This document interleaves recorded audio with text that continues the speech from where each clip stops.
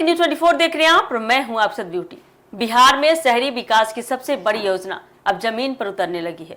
राज्य सरकार 12 शहरों के आसपास आधुनिक सैटेलाइट टाउनशिप बसाने जा रही है। इसके लिए जमीन मालिकों से आवेदन लेने की प्रक्रिया शुरू हो चुकी है। अब न पटना के चक्कर लगाने होंगे आपको और जल्द ही घर बैठे ऑनलाइन आवेदन की सुविधा भी मिलेगी।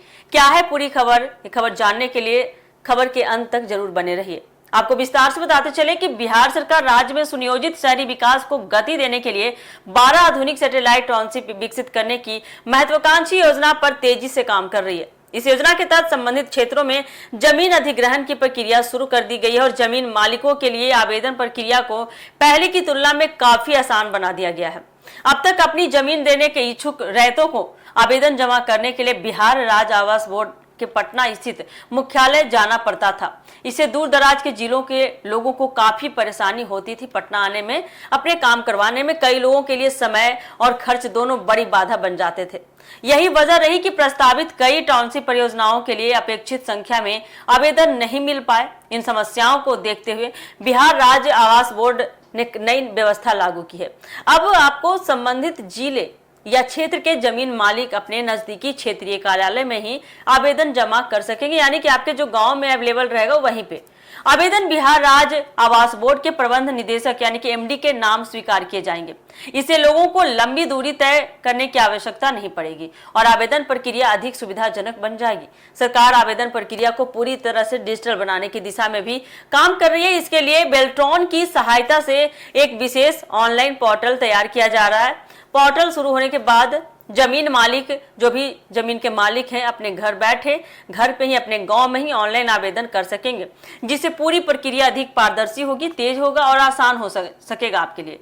राज्य सरकार की योजना के तहत पटना, मुजफ्फरपुर, भागलपुर, गया, मुंगेर, दरभंगा, पूर्णिया, सहरसा, सीतामढ़ी, छपरा, सोनपुर और डेहरी के आसपास आधुनिक सैटेलाइट टाउनशिप विकसित की जाएगी। इन टाउनशिप का उद्देश्य बढ़ती आबादी के दबाव को कम करना और लोगों को बेहतर शहरी सुविधाएं उपलब्ध कराना है।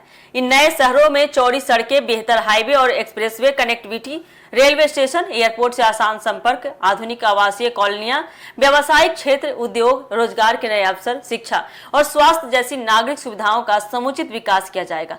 सरकार का सीधा लक्ष्य है इसको लेकर कि इन टाउनशिप को आधुनिक शहरी नियोजन के अनुरूप विकसित करना है, ताकि भविष्य की जरूरतों को ध्यान में रखते हुए लोगों को बेहतर जीवन स्तर मिल सके। सरकार का मानना है कि इस परियोजना से न केवल शहरों का संतुलित विस्तार होगा, बल्कि स्थानीय अर्थव्यवस्था को भी काफी मजबूती मिलेगी। उद्योगों और व्यावसायिक गतिविधियों के बढ़ने से रोजगार के नए अवसर पैदा होंगे, जबकि बेहतर आधारभूत संरचना से आसपास के क्षेत्रों का समग्र विकास होगा।